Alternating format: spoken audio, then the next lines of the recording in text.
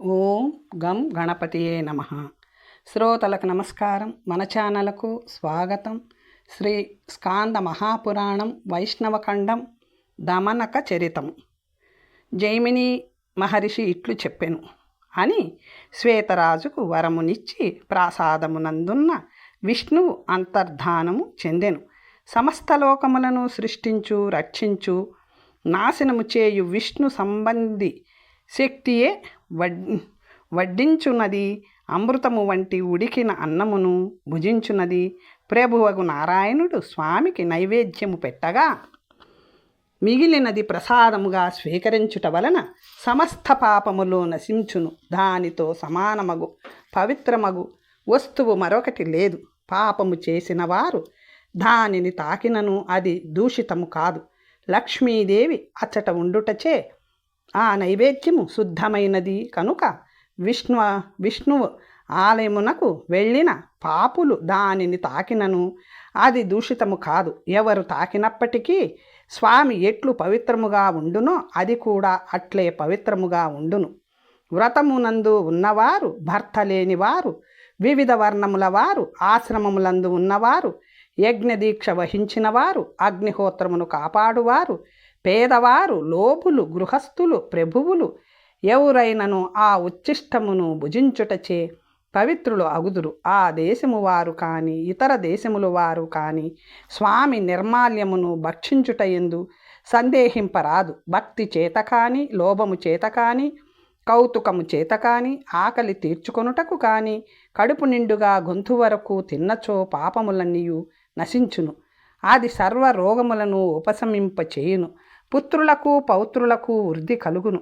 పేదరకము తొలుగును. విద్య, ఆయుష్షు, సంపదలు, శుభము కలుగును. ఆ ఉచ్చిష్టమును భుజించి వారిపై అమితమైన తేజస్సు గల విష్ణువుకు మిగిలిన పక్షపాతము కలుగును. దానిని నిందించువారు తమను తాము పండితులు అనుకొను మూర్ఖులు.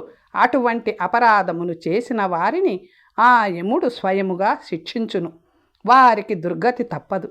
కుంభీపాకము అను మహాదారుణమగు నరకమునందు వండబడుదురు. స్వామి నిర్మాల్యమును అమ్ముట కానీ కొనుట కానీ ప్రశస్తము కాదు. స్వామి నిర్మాల్యమును తిని కానీ వేరేది తినను అని ప్రతిజ్ఞ చేసి ఎవరైతే ప్రతిదినము స్వామి నిర్మాల్యమును భుజింతురో వారి పాపములన్నీ నశించి అంతఃకరణము శుద్ధమై పరిశుద్ధమగు విష్ణుస్థానమును పొందుదురు. ఆ నిర్మాల్యము చాలా కాలము క్రితముదైనప్పటికీ, ఏ విధముగా ఉపయోగించినదైనప్పటికీ పాపములు హరించు శక్తి కలిగినదే అగును. కుక్క నోటి నుండి జారి పడినను అది బ్రాహ్మణుడైనను ద్వేషింపక తినవలేనన్నచో మిగిలిన వారిని కూర్చి చెప్పునది ఏమున్నది? ఉపవాసం చేసి కానీ చేయక కానీ శుచిగా లేనప్పటికీ, అనాచారి అయినప్పటికీ, మనస్సున పాపము చింతించుచున్నప్పటికీ నిర్మాల్యము దొరికినప్పుడు భుజింపవలెను. దానిని గూర్చి ఆలోచింపరాదు. జగన్మాతగు లక్ష్మి వండినది వైష్ణవాగ్నియందు పరిశుద్ధమైనది. ప్రతిదినము స్వామికి కొన్ని యుగములు, మన్వంతరములు భుజించున్నది ఇది మాత్రమే. 7 ద్వీపములతో కూడుకున్న ఈ భూమిపై విష్ణువు సన్నిధి ఇచ్చటనే కలదు. ఈ నీలాద్రిపై దారు రూపమున పరబ్రహ్మ అందరికీ కనిపించుచుండును. ఇటువంటి విశేషమును గూర్చి పూర్వము చూచి విని ఉండలేదు. ఈ విధముగా ప్రవృత్తి రూపమగు పరబ్రహ్మకు లక్ష్మి ప్రవృత్తి రూపమగు శక్తి అయి ఉండును. ఆమె సిద్ధము చేసిన నైవేద్యమును జగన్నాథుడు భుజించును. మిగిలిన నిర్మాల్యము పాపములను హరించును. కొద్దిపాటి పుణ్యము చేసిన వారికి ఈ విషయమునందు ఈ నిర్మాల్యము యొక్క ప్రభావము మిక్కిలి కనిపించదు. కానీ ఘోరమగు కలియుగమునందు దీని ప్రభావము అధికము. కలియుగమునందు ధర్మ విప్లవము కలిగి 3 పాదములు అధర్మము ప్రవర్తించుచుండును. ధర్మము ఒకే పాదముపై భయపడుచు సంచరించుచుండును. ప్రజలందరూ అబద్ధము చెప్పుచు లేని గొప్పలు చెప్పుకొనుచు మోసపూరితులు అగుదురు. చాలా వరకు ధర్మమునకు విముఖులై నాలుకకు యోనికి బానిసలై ఉందురు. వారు ధ్యానము చేయరు, తపస్సు చేయరు, వ్రతములు ఆచరింపరు, అందరును అధర్మపరులు అగుదురు. హింస చేయువారు, మోహము కలవారు, తాము పనిచేయక ఇతరులను నిందించువారు అగుదురు. అవసరముతో కానీ కేవలము కుతూహలముతో కానీ ఇతరుల పనిని పాడు చేయుదురు. నీచపు పనులు చేయుచు ఇతరుల పనికి అడ్డు తగులుదురు. తన ఇంటి యందు అందముగా ఉన్న తన భార్యను వదిలి పశుచేష్ట కలవారై ఇతరుల భార్యను ఆమె నిందింపదగినదైనను రమింతురు. అగ్నిహోత్రము మానివేసి ఏ వ్రతములో ఆచరింపక లౌకికములగు పారలౌకికములగు కర్మములు చేయక వేదములు చదువక అన్యాయముగా ఆర్జించిన ధనముతో పిసినారి తనము కలిగి చేసిన దానికి ఫలము పొందక ముందురు. కలియుగమునందు పెక్కుమంది రాజులు ప్రజలను రక్షించుటయందు విముఖులై ఎల్లప్పుడూ పన్నులు వేయుచు పాపిష్ఠులై దొంగతనములు చేయుచుందురు. వర్ణములు సంహారములై అందరును శూద్రులతో సమానులగు అగుదురు. రాజులే హంతకులు అగుదురు. శూద్రులు రాజసేవకులు అగుదురు. స్మార్త కర్మలు చేయుట మానుదురు. పరలోకము కొరకు ఏర్పరిచిన కర్మలన్నింటినీ వదిలివేయుదురు. దానమే ధర్మమగును, మిగిలినవి ధర్మములుగా పరిగణింపబడవు. కనుక మనోవాక్కాయములచే బ్రాహ్మణుల హితమును కోరవలేను. స్వయముగా భగవంతుడే బ్రాహ్మణులు తన రూపమని చెప్పెను. బ్రాహ్మణులు ఎవరి వలన సంతోషము పొందెదరో వారి వలన తాను సంతోషము పొందెదనని చెప్పెను. కనుక బ్రాహ్మణులు జనార్దనుడు సములు. బ్రాహ్మణులు పలికినదంతయు స్వామి పలికినట్లే. వర్ణములలో బ్రాహ్మణుడు ఎట్లు అగ్రవర్ణమో దేవతలలో స్వామి కూడా అట్లే. ఆ స్వామి బ్రాహ్మణ ప్రియుడు. బ్రాహ్మణుల కొరకు స్వామి ఎల్లప్పుడూ అవతరించుచుండును. వారిని రక్షించుటకై ప్రతి యుగమునందు దుష్టులను సంహరించుచుండును. బ్రహ్మ సృష్ట్యాది యందు బ్రాహ్మణులను సృష్టించెను. మిగిలిన వర్ణముల వారిని ఆ తరువాత సృష్టించెను. కనుక కలియుగమునందు బ్రాహ్మణుడు విష్ణువే గతి. కలియుగమునందు అందరకు విష్ణువే నాథుడు. సాలగ్రామము మున్నగు క్షేత్రముల యందు ఆ విష్ణువే కీర్తింపబడుచున్నాడు. నీలాద్రి పర్వతముపై స్వామి దారు రూపమున వెలిసి అందరకు జీవభూతమై విరాజిల్లుచుండెను. కలియుగపు పాపములు తొలుగుటకు పాపము చేసిన వారు స్వామి దర్శనము చేసుకొని స్తుతించి ఉచ్చిష్టము భుజించినచో ముక్తిని పొందుదురు. స్వామి శరీర రూపమగు పురుషోత్తమ క్షేత్రము ఉచ్చిష్టముచే వ్యాప్తమైనది. స్వామికి ఆహారమై స్వామికి ఆత్మరూపమగు ఆ క్షేత్రమునకు పాపములు అంటవు. స్వామి ఇతరమూర్తుల వద్ద నివేదించినది కూడా పరమ పవిత్రమైనది. కానీ స్వామికి నివేదించినది ముక్తిప్రదము. స్వామిని చూచుచూ స్వామి నిర్మాల్యము భుజించుట ముక్తిదాయకము. యోగులచే పరివేష్టింపబడిన స్వామి పూర్వము ఇట్లు ప్రార్థింపబడెను. ఓ స్వామి, నీ నిర్మాల్యమును భుజించుటచే మేము నీ మాయను జయింపవలేను. కన్నులు కదగవక నిన్ను చూచువారికి ఎట్టి కష్టములు లేక ముక్తి కలుగవలేను. స్వామి లక్ష్మితో కలిసి శయనము ఆసనము భోగములు అనుభవించు స్వామి ఇచ్చట దారు రూపమున అవతరించుట వేదము అర్థమును నిరూపించుటకు మాత్రమే. స్వామి ఎప్పుడు వేదవచనమును దాటక వేదములను రక్షించుటకు ప్రతి యుగమునందు అవతరించును. వేదమునకు ప్రమాణమగు స్వామియే వేదము నెట్లు అతిక్రమించును. స్వామి అతిక్రమించినచో లోకములు కూడా అతిక్రమించును. ఆచారము వల్లనే వేదార్థము నిరూపితమగును. పూర్వము మధ్య దేశమునకు చెందిన ఒక బ్రాహ్మణుడు ఇచ్చటకు వచ్చెను. ఆ బ్రాహ్మణుడు శిష్టాచారములలో పవిత్రుడై శాస్త్రార్థమునందు పరినిష్ఠితమైన జ్ఞానము కలవాడై ఎల్లప్పుడూ శాంతుడై ఇంద్రియ నిగ్రహము కలవాడై మనోవాఖ్యాయములయందు ఏకవర్తనుడై ఉండెను. అతడు తీర్థయాత్ర చేయుచు పురుషోత్తమ క్షేత్రమునకు వచ్చి విష్ణువును అర్చించుచు 3 దినములు గడిపెను. గృహస్థులు యజ్ఞశేషము మాత్రమే భుజింపవలెను అను భావముతో ఇతరులు వండినారను సందేహముతో స్వామి నిర్మాల్యమును స్వీకరింపలేదు. దేవతలచే సంస్కరింపబడని నైవేద్యము స్వామికి యోగ్యము ఎట్లవును? ఇది అయోగ్యము కనుక దీనిని స్వీకరింపరాదు అని నిశ్చయించెను. ఆ బ్రాహ్మణుడు నైవేద్యమును స్వీకరింపకపోవుటచే అతడి అనుచరులు కూడా నైవేద్యమును భుజించుటకు నిరాకరించిరి. భగవంతునికి ఆ విధముగా ద్రోహము చేయుటచే అతడికి వ్యాధులు సంక్రమించినవి. కుటుంబముతో సహా అందరూ మూగవారైరి. ఈ విధమైన కష్టములు ఏల వచ్చినదా అని విచారించుచున్న అతడికి కుటుంబమునకు పెక్కు కష్టములు సంప్రాప్తించినవి. ఈ విధముగా 3 దినములు గడిచిన పిమ్మట అతడికి కుటుంబంలోని అందరూ ఒకే విధమగు వ్యాధి ఎట్లు వచ్చెను అను సందేహము కలిగెను. ఈ పురుషోత్తమ క్షేత్రమునందు ఏమేమి ద్రోహము చేసితిమి, తెలిసి చేసిన తప్పు ఏదియూ లేదు అని మరలా ఆలోచించి స్వామిని ధ్యానించెను. ధ్యానము ముగిసిన తరువాత స్వామి సంతుష్టుడయ్యెను. శాండిల్యుడు ఇట్లు పలికెను: స్వామి, ధర్మ నిర్ణయమునకు ఆధారభూతములగు 14 విద్యలు నీ ముఖము నుండి వెలువడినవి. వాటిని అనుసరించిననే ధర్మము సుప్రతిష్ఠితమగును. వాటిని రక్షించుటకై ప్రతి యుగమునందు నీవు అవతరింతువు. వాటిని అతిక్రమించినచో నీకు ద్రోహము చేసినట్లే. ఓ దేవదేవ, నేను వాక్కాయములచే నీ భక్తుడను. ధర్మశాస్త్రమును అర్థకామముల కొరకు అతిక్రమించిన వాడిని కాను. అనేక జన్మల నుండి చేసిన పాపములను పోగొట్టుకొనుటకు ఇచ్చటకు వచ్చి తిని నీ దర్శనం అను ధావాగ్నిచే ఆ పాపమును దహించవలేను. నేను నీవు చెప్పిన శాస్త్రములు అను దారిని అనుసరించు. నా అపరాధమేమీ కారణము లేకుండా వచ్చిన ఈ వ్యాధి నా శరీరమును అంతటినీ బాధించుచున్నది. తెలిసిన గాని తెలియక గాని నీ పట్ల చేసిన అపరాధమును క్షమించి అనుగ్రహింపుము. నేలపై నడుచుచు త్రొట్టుపడు వారికి ఆ నేలయే ఆధారము కాదా?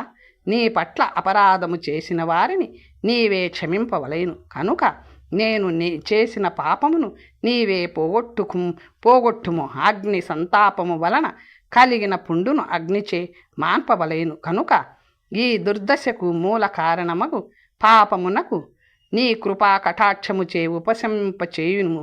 శోకము అను సముద్రమునందు మునిగిన నన్ను కాపాడుము. నీ కంటి చూపులో పడినటువంటి వారికి ఇక దుఃఖము అనున్నది ఎట్లుండును? ఎల్లప్పుడూ ఆనందము అను సముద్రమునందు తేలియాడువాడు దుఃఖంపడు, దేనిని కోరడు. కొద్దిపాటి పుణ్యము చేసిన వారికి నీ దర్శనము లభింపదు కదా. ఈ అపరాధము నాకు మోక్షము కలుగకుండా చేయును. కనుక నీవు నీ దాసుడనగు నన్ను అనుగ్రహింపుము.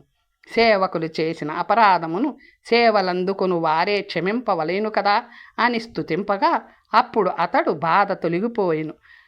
పిమ్మట అతడు భక్తవత్సలుడు, నరసింహుని రూపమున ఉన్నవాడు, దివ్య సింహాసనారూఢుడు, దివ్యాలంకార విభూషితుడు, లక్ష్మి ఇచ్చుచున్న పాయసమును నెమ్మదిగా భుజించుచున్న విలాసముగా కడగంటి చూపుతో చూచుచున్న స్వామిని చూచి శాండిల్యుడు తాను చేసిన తప్పు తెలుసుకొనెను.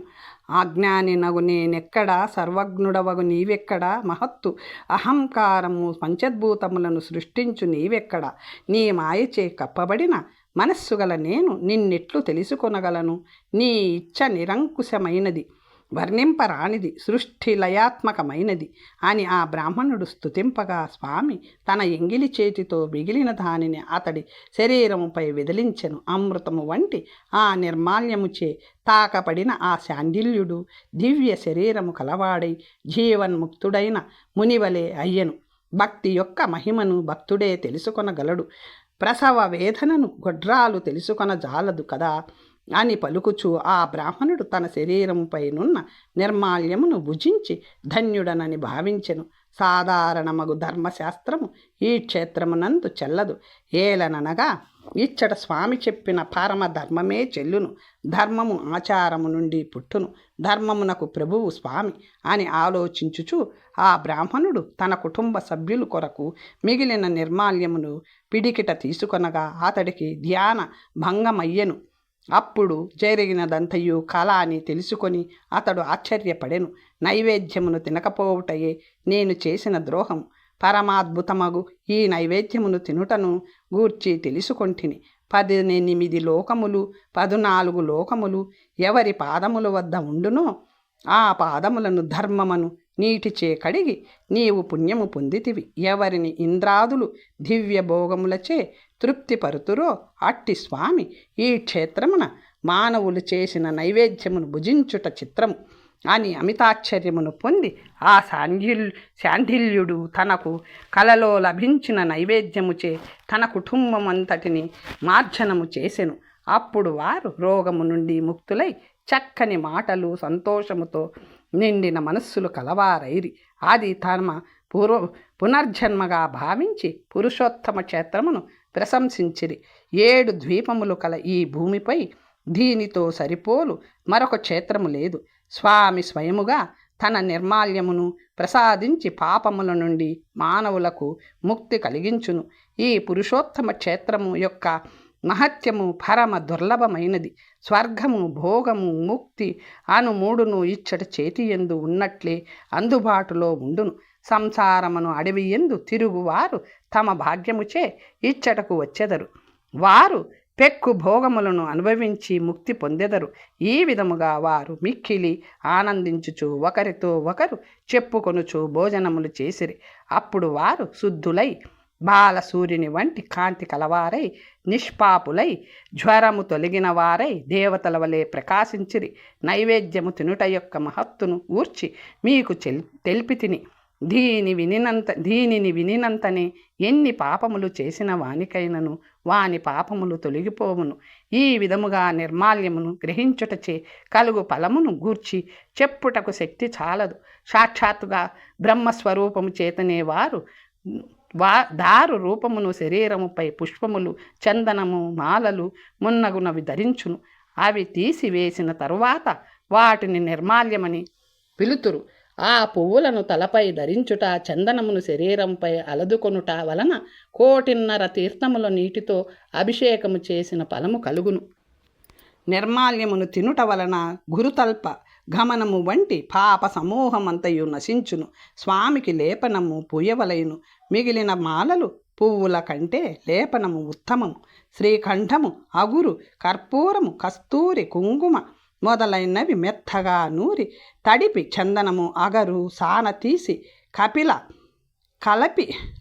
తీసి కలిపి ఇంద్రద్యుమ్నుడు స్వామి శరీరముపై అలెదెను. ప్రతిదినము అలదిన ఈ పూతను సంవత్సరాంతమున తొలగింతురు. లేపనములు తొలగించునప్పుడు స్వామిని చూడరాదు. లేపనమంతయు తొలగించి మరలా తిరిగి కొత్త లేపనము పూయవలేను. ఇతర లేపనములు స్వామికి ఇష్టము కాదు. స్వామి శరీరముపై చందనము, సుగంధము వెదజల్లుట చూచి పూర్వము ఒక రాజపుత్రుడు మూర్ఖుడై ఆ చందనమును తాను కూడా పూసుకొనదలిచెను. అతడికి ప్రీతి కలిగించుటకై స్వామి శరీరము నుండి చందనమును తీసి సేవకుడు ఇవ్వగా ఆ రాజకుమారుడు దానిని తన హృదయముపై రాసుకొనెను. ఆ క్షణమే ఆ ప్రదేశమంతయు తెల్ల కుష్ఠము వ్యాపించెను. అతడికి చందనము తీసి ఇచ్చిన సేవకుని చేతికి కూడా తెల్ల కుష్ఠము వ్యాపించెను. సంవత్సరము పాటు స్వామి శరీరంపై నున్న లేపనము పరమ పవిత్రమైనది, నిర్మాల్యములలో ముఖ్యమైనది. దానిని వాసన చూచుటచే పాపములు నశించును. పూర్వము దమనకుడను దైత్యుడు సముద్రముపై ప్రయాణము చేయు జనులకు తన మాయాబల పరాక్రమములచే బాధించుచుండెను. అప్పుడు స్వామి బ్రహ్మ ఆదేశానుసారము మాయావి అయి మత్స్యరూపమున సముద్రమున ప్రవేశించి ఆ దమనకుని విధికి పట్టుకొని బయటకు లాగి ఒడ్డున పిండి చేసెను. ఆ దానవుడు చైత్రశుద్ధ చతుర్దశి నాడు మరణించెను. స్వామి చేయి తగులచే అచటి గడ్డికి సుగంధము కలిగెను. ఆశ్చర్యముతో నిండిన మనస్సుతో గడ్డిని ఆ పేరుతోనే గ్రహించెను. ఆ గడ్డిని మాలగా చేసి తన వక్షస్థలముపైనున్న వనమాలలో కలిపి వేసుకొనెను. ఆ గంధము శాశ్వతముగా ఉండునట్లు అనుకొనెను. ఆ గంధమే తరువాత అన్ని పూలకు వ్యాపించెను. దాని వర్ణము స్వామి శరీర వర్ణమునకు మారి అందగించెను. ఆ మాల స్వామికి మిక్కిలి ఇష్టమైనది. అది వాడినప్పటికీ దుష్టము కాదు. చక్కగా కూర్చిన ఆ మాలను స్వామికి సమర్పించి స్వామికి మిక్కిలి ప్రీతి కలిగింపవచ్చును. స్వామి శరీరము నుండి తీసివేసిన ఆ మాలను భక్తితో ధరించినట్లు అయిన 1000 అశ్వమేధములు చేసిన ఫలము లభించును. తులసితో చేసిన మాలను స్వామి శరీరము నుండి తీసి తలపై, మెడలో, గుండెలపై ధరించినతో ఎన్ని తులసి దళములు ఆ మాలలో ఉండునో అన్ని అశ్వమేధములు చేసిన ఫలము తప్పక కలుగును. నిర్మాల్యమగు తులసి ఆకును తిన్నచో ఎన్ని ఆకులు భుజించునో అన్ని వేల జన్మలు విష్ణులోకమునందు నివసించును.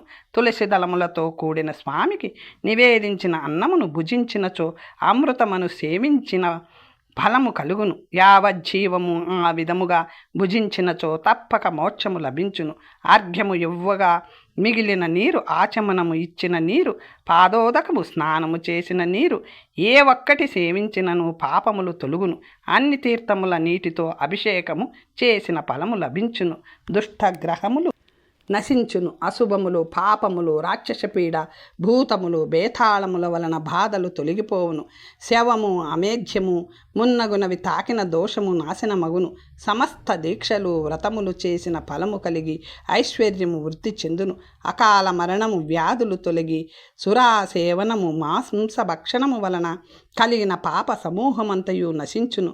స్వామి నిర్మాల్యమును పూసుకొని ఉన్నప్పుడు సూతకము వచ్చినదని విన్నను వారికి అశౌచము కలుగదు. సమస్త కర్మలు చేయుటకు అధికారముండును. యావజ్జీవము ధరింతునని ప్రతిజ్ఞ చేసి స్వామి నిర్మాల్యములు కొన్నింటిని గాని అన్నింటిని గాని ఎక్కువ గాని కొద్దిగా కాని గ్రహించినచో స్వామి దయవలన ముక్తి కలుగును. ఈ విధముగా లోకములకు హితమునర్చుటకై స్వామి లక్ష్మితో కలిసి నివసించు ఎట్టి కష్టము లేక మోక్షమునిచ్చును. నిర్మాల్యమును, పాదోదకమును, నైవేద్యమును దానమిచ్చినచో, స్వామిని చూచి నమస్కరించినచో, పూజలు చేసినచో పురుషోత్తమము అను ఈ క్షేత్రము తప్పక ముక్తిని ఇచ్చును. చాతుర్మాస్య వ్రత నిధి. మునులు ఇట్లు అడిగిరి: ఓ మునిస్వామి, మహత్యమును మాకు చక్కగా తెలిపితివి. స్వామి నిర్మాల్యము మొదలగు వాటిని గూర్చి వివరించితివి. పురుషోత్తమ క్షేత్రమునకు యాత్ర చేయుట వలన కలుగు ఫలమును కూడా చక్కగా తెలియజేయము అనిరి. అప్పుడు జైమిని మహర్షి ఇట్లు చెప్పెను: స్వామి ఎప్పుడునూ లోకమునకు హితము కలిగించుటకై పెక్కు గుణ వికాసములతో పెక్కు రూపములు ధరించి ఇండును. పెక్కు రూపములతో పెక్కు ఆకారములతో ఆత్మలతో నిండి ఇండును. అహంకారము లేనిచో కర్మఫలము లేదు. అహంకారము వల్లనే సంసారమును చెర ఎందు పడుచున్నారు. బుద్ధి అహంకారము కలిగి కర్మ ప్రారంభించిన మానవుడు ఆ కర్మ యొక్క శుభలక్షణములను పొందుచున్నాడు. బుద్ధి గుణములు భేదము చేత 3 విధములు. సాత్విక గుణము కలవాడు కర్మఫలమును పొందుటకు విముఖులై భగవంతుని ప్రీతికై కర్మలు వనరించుచు మోక్షము నందాసక్తి కలవాడై మోక్షమునందు ఆసక్తి కలవారై యుందురు. ఇతరులతో పోటీ పడుచు కీర్తి కొరకు గాని ఫలమును కోరుచుగాని ధనమును వెచ్చించినచో దానిని రాజసమగు కర్మ అందురు. ఎవరినో ఒకరిని అనుసరించి కర్మలు చేయువారు ఇతరులకు లాభము కలుగుట చూచి తాము కూడా వనర్చువారు. అనుకోకుండా ఫలము లభించవలేనని కోరువారు చేయునది తామస కర్మ. సాత్విక కర్మ చేయువారు స్వామిని ధ్యానించినను చూచినను స్మరించినను తప్పక ముక్తినిచ్చును. రాజస తామస కర్మలు చేయువారు మూర్ఖులై ఫలమును కోరుచు ఉత్సవములు మున్నగునవి చేయుట కూడా కర్మ చేయుట అని తలుచుదురు. పెక్కు మంది కలిసి కొద్దిపాటి ఫలమునిచ్చునది మిక్కిలి కష్టమును మిగల్చున్నది అగు కర్మను చేసి అది ఫలమునిచ్చునని తలుచుదురు. వారిని ఉద్ధరించుటకు దురాత్ములకు విశ్వాసము కలుగుటకు ప్రతి సంవత్సరము యాత్ర చేయవలేను. జన్మస్నాన మహోత్సవము మహావేది మహోత్సవము అను రెండును తలిచినంతనే మానవుల పాపములను నాశనము చేయును. దక్షిణామూర్తిగా నున్న స్వామి దర్శనము శయనోత్సవము దక్షిణాయనమందు సర్వ పాపములను హరించును. ఇప్పుడు మీకు పార్శ్వ పరివర్తనము అను ఉత్సవమును గూర్చి చెప్పెదను. శయనించిన స్వామిని దక్షిణముఖము నుండి ఉత్తరముఖమునకు మార్చుట పరివర్తన ఉత్సవము. శ్రావణ మాసపు శుక్లపక్ష ఏకాదశి నాడు విష్ణువు శయనించిన గృహ ద్వారము వద్దకు మెల్లగా వెళ్ళి లోనికి ప్రవేశించవలెను. శయనించిన స్వామికి నమస్కరించి పైన కప్పిన వస్త్రమును తొలగించి పూజింపవలెను. భక్తితో పాదములకు నమస్కరించి రహస్యమగు ఉపనిష్మంత్రములచే స్తుతించుచు ఈ మంత్రమును పఠించుచు స్వామిని ఉత్తరాముఖముగా పరుండ చేయవలెను. ఓ దేవదేవ జగన్నాథ, కల్పములను పరివర్తనము చేయువాడా, ఈ పరివర్తనము చే స్థావర జంగములు అన్నియు పరివర్తనము పొందుగాక. నీ ఇచ్ఛను అనుసరించి జాగ్రత్త, స్వప్నము, సుషుప్త అను 3 అవస్థలను లోకముల హితము కొరకు పొందు నీవు పక్కకు తిరిగి పరుండుము. లోకములను రక్షించుటకో ఇది పరివర్తన కాలము. నీ ఆజ్ఞ కొరకు ఇంద్రుడు ఎదురుచూచుచున్నాడు. నీ పద్మములను దర్శించి మేఘముల నుండి నీటిని వదిలి భూమిని ప్రజలను రక్షించుటకు ముంచెత్తును అని స్వామిని స్తుతించి సంతోషింప చేయవలేను. నీవు ఈ వీవనలు చామరలతో వీచవలేను. సుగంధము కలిగిన చందనములతో, వరిలేపనములగు పండ్లతో, రుచికరమగు పిండి వంటలతో, నేతితో, అప్పములతో, పాయసములతో, పండిన తాంబూలపు ఆకులతో శయ్యా గృహపు ద్వారము వద్ద నివేదన చేసి భక్తితో నమస్కరింపవలైను. ఆనాడు స్వామిని చూచుట మహాఫలమునిచ్చును. స్వామికి నివేదనము చేసిన వారు అక్షయత్వమును పొందును. స్నానము, దానము, తపస్సు, హోమము, జపము, జాగరణము, ఉపవాసము, నియమము, వ్రతము చేసినచో విష్ణులోకమును పొందుదురు. మనస్సునందు కోరిన కోరికలన్నీ నిస్సందేహముగా తీరును. ఓ విప్రోత్తములారా, ఇట్లు మీకు పార్శ్వ పరివర్తనమును ఉత్సవమును గూర్చి చెప్పితిని. ఎట్టి కష్టములు లేక లోకములకు సుఖము కలిగించు మార్గమిది. ఇప్పుడు మీకు స్వామిని నిదురులేపు ఉత్సవమును గూర్చి చెల్పెదను. కౌముదీ మహోత్సవమునందు స్వామిని పూజించవలెను.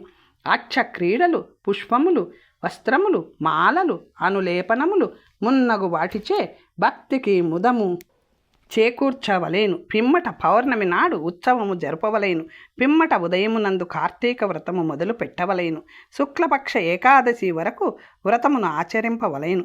అప్పుడు స్వామిని నిదుర నుండి లేపవలేను. రాత్రి మధ్యమమున స్వామిని పూర్వము వలె పూజించి ఈ మంత్రము చదువుచు స్వామిని మెల్లగా నిదుర లేపవలేను. ఓ దేవదేవా, తేజోరాశి, జగత్పతి, లెమ్ము, నీ మాయచే నిద్రించిన ఈ సమస్త లోకములను చూడుము. విప్పారిన పద్మముల వంటి కాంతి కలిగిన కళ్ళతో ఈ లోకమును చూచి పవిత్రము చేయుము.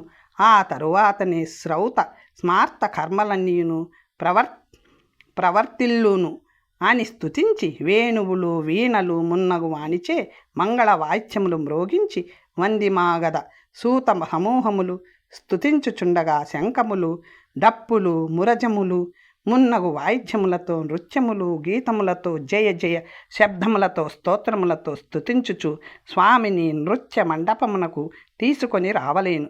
సుగంధ లేపనములు పూసి స్వామికి స్నానము చేయింపవలేను. పంచామృతములతో, కొబ్బరి నీటితో, పండ్లరసములతో, సువాసన కలిగిన ఉసిరితో స్వామికి లేపనము పూయవలేను. తులసి చూర్ణము పూసి గంధము అలదవలేను. పువ్వులు వేసిన నీటితో, కర్పూరము కలిపిన నీటితో, దర్భలు వేసిన నీటితో, రత్నములు, గంధము వేసిన నీటితో స్వామికి స్నానము చేయింపవలేను.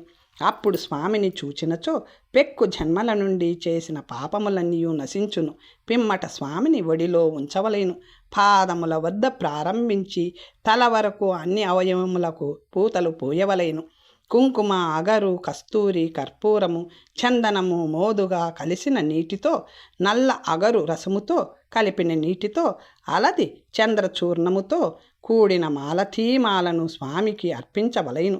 ఈ విధముగా మహోపచారములతో పూజించి పిమ్మట స్వామికి నీరాజనం ఇయ్యవలెను. చేతులు జోడించి పరమ సంతోషముతో ఇట్లు స్తుతింపవలెను.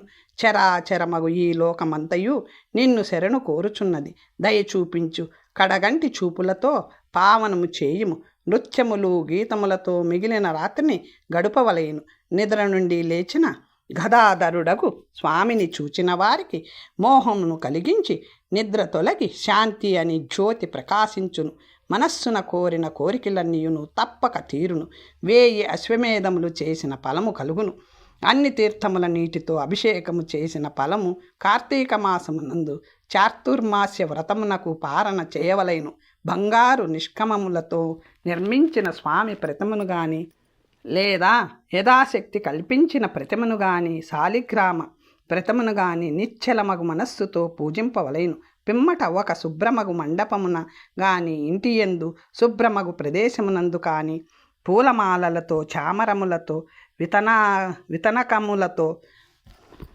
వితనాకములతో అలంకరించి భూమిని, స్తంభములను వెళ్ళవేసి రంగు వస్త్రములతో అలంకరించవలెను. నల్ల అగరు ధూపములతో ఆ ఇంటికి ధూపము వేసి దాని మధ్యలో రంగులతో స్వస్తికను వేయవలేను. దాని మధ్యలో ఏనుగు దంతముతో చేసిన